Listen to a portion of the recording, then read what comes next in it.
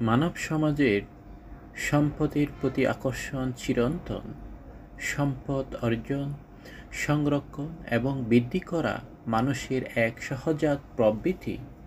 কিন্তু যখন এই সম্পদ অর্জন বা ভোগের আকাঙ্ক্ষা অহংকারে রূপান্তরিত হয়, তখন তা কেবল ব্যক্তির নিঃস্ব বিনাশ ডেকে আনে না, বরং সমাজেও নেতিবাচক প্রভাব ফেলে। সম্পদের অহংকার এক অলীক মায়া, কারণ এই সম্পদ কখনো চিরস্থায়ী নয় এবং এর উপর ভিত্তি করেই গড়ে ওঠা দম্ভ মানুষকে প্রকৃত মানবিক থেকে দূরে ছড়িয়ে রাখে। সম্পদের ক্ষণস্থায়ী প্রকৃতি এর অহংকার অর্থহীন করে তোলে।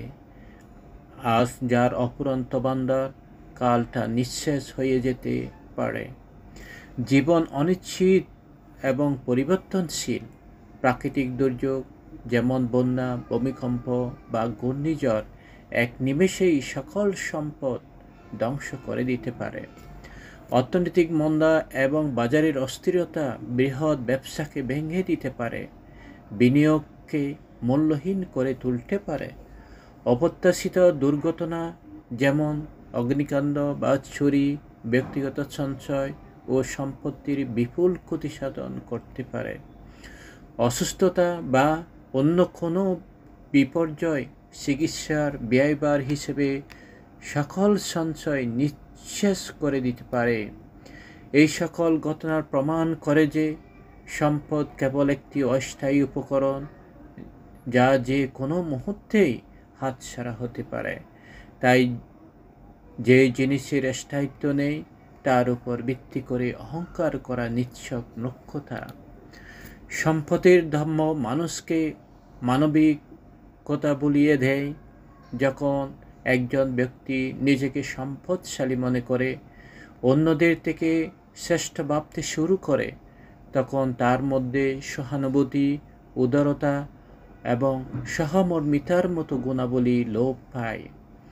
সে অপরের দুঃখ কষ্টকে উপেক্ষা করে, তাদের প্রয়োজনকে অবজ্ঞা করে এবং অহংকার তাকে সমাজের অন্যান্য অংশের মানুষের থেকে বিচ্ছিন্ন করে তোলে। সম্পদের পাহাড় বসে সে ভুলে যায় যে মানবতা এবং পারস্পরিক সম্পর্কই জীবনের আসল ভিত্তি।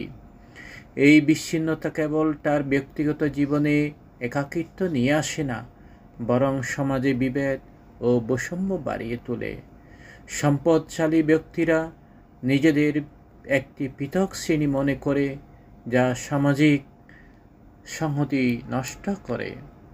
প্রকৃত জ্ঞানী ব্যক্তিরা এই সত্য উপলব্ধি করেন যে সম্পদের মূল্য তার সদ্ব্যবহার প্রদর্শনে নয়।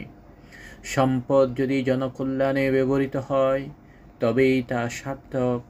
জ্ঞানার্জনে বিনিয়োগ, শিক্ষা প্রতিষ্ঠান স্থাপন, স্বাস্থ্যসেবার উন্নতি, দরিদ্র ও অসহায়দের সাহায্য, এই সকল ক্ষেত্রে সম্পদ ব্যবহার হলে তা কেবল ব্যক্তিগত পুণ্য সঞ্চয় করে না, বরং সমাজের সামগ্রিক উন্নতি ঘটায়।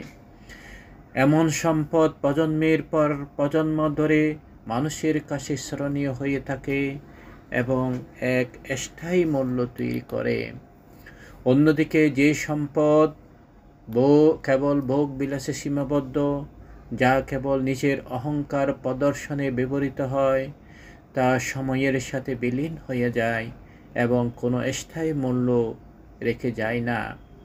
বিলাসিতা ক্ষণস্থায়ী আনন্দ দেয়, কিন্তু আর্থিক তৃপ্তি বা সামাজিক সম্মান এনে দিতে পারে না।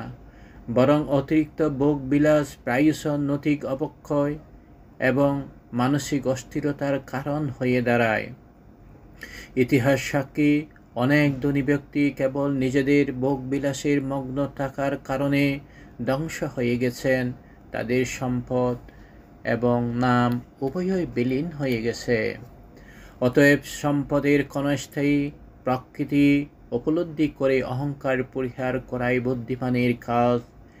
জীবনের প্রকৃত উদ্দেশ্য সম্পদ সঞ্চয় নয়, বরং জীবনকে সার্থক করে তোলা।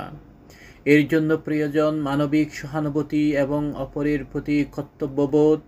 সম্পদ অর্জন অবশ্যই প্রয়োজন, কিন্তু তা যেন কখনো আমাদের মূল্যবোধকে গ্রাস না করে। সম্পদকে একটি উপকরণ হিসেবে দেখে তার সদ্ব্যবহারের মাধ্যমে জীবনকে মহিমান্বিত করাই বুদ্ধিমানের কাজ।